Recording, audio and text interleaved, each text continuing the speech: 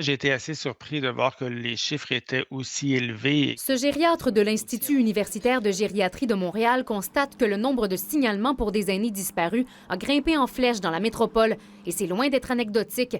TVA Nouvelle a obtenu des chiffres qui ne mentent pas.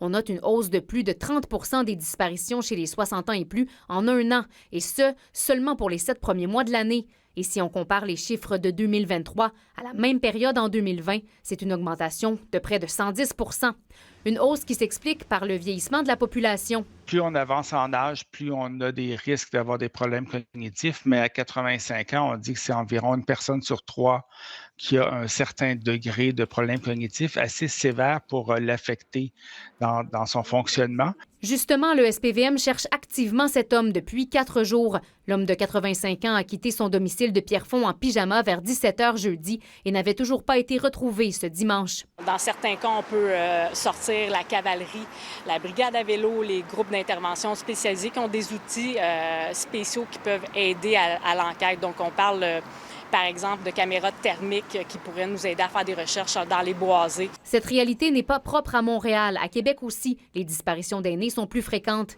Seulement ce week-end, 2 hommes de plus de 70 ans ont été retrouvés 24 heures après avoir été portés disparus. Il y a des solutions pour les proches dont les aînés présentent des troubles cognitifs.